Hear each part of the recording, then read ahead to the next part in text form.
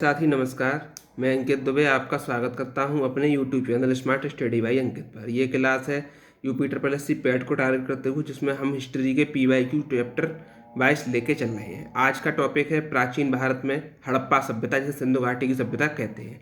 इसमें पहला क्वेश्चन मेरा कह रहा है कि निम्नलिखित में से किस युग में तांबे का पहली बार उपयोग किया गया था। आपके ऑप्शन है मध्यपाषाण काल, ताम्रपाषाण काल, पुरापाषाण काल और नवपाषाण युग। युग या काल एक ही बात है, तो आपका आंसर जो हो जाएगा तांबे का पहली बार ताम्रपाषाण काल में किया गया था। डिटेल देख लेते हैं। ताम्रपाषाण युग नवपाषाण युग के बाद शुरू होता है। यह लगभग 2000 ईस्वी से 1500 ईसा पूर्व के आसपास का कांस्य युग का ही एक भाग माना जाता है। इस युग में मनुष्य ने पत्थर के औजार के साथ साथ तांबे के औजार का प्रयोग किया था। अगला है हड़प्पा का एकमात्र बंदरगाह का नाम लिखिए। तो आंसर क्या है, ऑप्शन देखते हैं। लोथल है, नागपट्टनम है, महास्नानागढ़ है और सिकंदरिया है। तो इसका ऑप्शन हो जाएगा आपका लोथल। लोथल हड़प्पा का एक बंदरगाह है। यह भारत के गुजरात राज्य के भोगवा नदी के तट पर स्थित है। इसकी खोज 1555-60 में रंगनाथ नाव ने की थी। बस इतना आपको याद रखना है। आगे चलते हैं। हड़प्पा सभ्यता के दौरान डांसिंग गर्ल नर्तकी की कांस्य प्रतिमा बनाने के लिए किसका इस्तेमाल किया गया था। पत्थर की नक्काशी, हाथी दांत नक्काशी, लकड़ी की नक्काशी और मोमलोपी ढलाई। तो आंसर आपका हो जाएगा मोमलोपी ढलाई का प्रयोग किया गया था। डिटेल आप देखना चाहें तो इसमें वही चीज़ दी हुई है। आगे चलते हैं अगले क्वेश्चन पर। 6ठी शताब्दी ईसा पूर्व में तुर्की के लोगों ने सिंध के पूर्व के लोगों द्वारा इस्तेमाल की जाने वाली भाषा को क्या कहा है। आपसे ऑप्शन है हिंदी, हिंदवी, अल हिंद और इनमें से कोई नहीं। तो ऑप्शन हो जाएगा हिंदवी। यानी ईसा पूर्व में तुर्की के सिंधु के लोगों ने इस्तेमाल की जाने वाली भाषा को हिंदवी कहा है। ठीक। हड़प्पा संस्कृति की मोहर और टेराकोटा कला पर निम्नलिखित में से किस जानवर को दर्शाया नहीं गया है। तो ऑप्शन हो जाएगा बाघ, गाय, गैंडा, हाथी। तो इसमें ऑप्शन हो जाएगा आपका गाय। गाय हमारा टिक हो जाएगा। इस काल की मोहरें कैसी थी। तो वर्गाकार, त्रिकोणीय, आयताकार थी। मुद्रा लेख दाईं ओर से बाईं ओर लिखा गया था। इस पर बैल, गैंडा, हाथी आदि का चित्र मिलता है। टेराकोटा पकी हुई मिट्टी से बनाई गई मूर्तियां हैं। इतना याद रखना है। हड़प्पा का इनमें से कौन सा नगर तीनों भागों में विभक्त था। ऑप्शन है लोथल, मोहनजोदड़ो, कालीबंगा और धोलावीरा। तो ऑप्शन हो जाएगा धोलावीरा इसमें तीनों भागों में विभक्त था। अब हम चलते हैं आगे अपने नेक्स्ट पार्ट पर, जिसमें कह रहा है निम्नलिखित में से कौन सिंधु घाटी की सभ्यता से संबंधित स्थल नहीं है।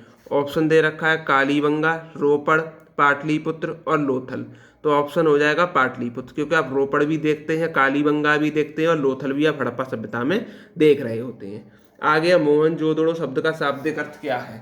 हमारा क्वेश्चन है मोहनजोदड़ो शब्द शाब्दिक अर्थ क्या है। तो ऑप्शन है पसंदीदा शहर, माउंट ऑफ द डेड, रहने की जगह और एक बाजार क्षेत्र। तो आपका ऑप्शन हो जाएगा माउंट ऑफ द डेड, जिसको बोलते हैं मृतकों का टीला। यानी सिंधु सभ्यता हड़प्पा सभ्यता की नगरीय सभ्यता थी। इसमें मोहनजोदड़ो सिंधु घाटी सभ्यता का एक प्रमुख बंदरगाह नहर था। यह पाकिस्तान के सिंध प्रांत के लरकारा जिले में सिंधु नदी के दाहिने तट पर स्थित था। मोहनजोदड़ो शब्द से अभिप्राय मृतकों का टीला है, जिसको माउंट ऑफ डेड कहते हैं। सिंधु सभ्यता में एक बृहद स्नानागार मोहनजोदड़ो प्राप्त हुआ है। ये आप लोग याद रखेंगे। अगला कहता है निम्नलिखित में से कौन सा कथन सिंधु घाटी सभ्यता के बारे में सत्य है। सिंध लोग कपास का उत्पादन करने वाले थे। उन्होंने लकड़ी के बक्से में अनाज भंडारित किया था। सिंधु घाटी सभ्यता पंजाब, सिंध, बलूचिस्तान, गुजरात, राजस्थान और पश्चिम बंगाल के कुछ हिस्से को कवर करती है। और सिंध लोग कुत्ते, बिल्लियों और घोड़ों को बड़े पैमाने पर पालते थे। तो आपका ऑप्शन हो जाएगा इसमें क्या, कि इसमें कपास उत्पादन करने वाले प्रमुख थे। ये आप लोग बता देंगे। आगे चलते हैं। हड़प्पा सभ्यता के एक हिस्से लोथल की खुदाई की खोज किसने की। तो दयाराम साहनी, राखलदास बंदर जी, SR राव या RS बिष्ट। तो आपका आंसर क्या हो जाएगा। आपका आंसर की बात करते हैं तो आप बताएंगे SR राव ने की थी। डिटेल देख लेते हैं। किस लोथल सैंध सभ्यता का प्रमुख स्थल है। लोथल का टीला अहमदाबाद के सरगवल नामक गांव में भोगवा नदी के तट पर स्थित है। 1955 तथा 1960 के मध्य SR राव के निर्देशन में खुदाई की गई। यहाँ का नगर दो भागों में विभाजित थे। एक तो दुर्ग, जिसे गढ़ी बोलते हैं, दूसरा था निचला शहर।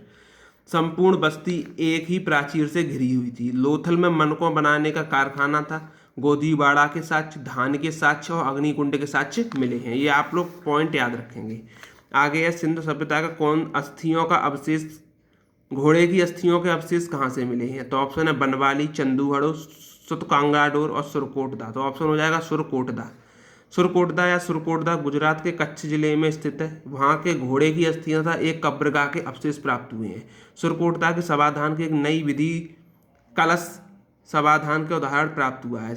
लोथल से लोगों को लघु मृण मूर्तियों के अवशेष भी प्राप्त हुए हैं। तो इस तरीके से आज हमने सिंधु घाटी सभ्यता का जो भी PYQ था वो हमने पूरा डिस्कस कर लिया है। अब हम चलेंगे कल अपना अगला चैप्टर, आप देख रहे हैं वैदिक सभ्यता, जो कि पैट के इम्पोर्टेंट से इम्पोर्टेंट है। इसके PYQ हम कल करते हैं। तब तक के लिए वीडियो अच्छी लगी हो तो धन्यवाद।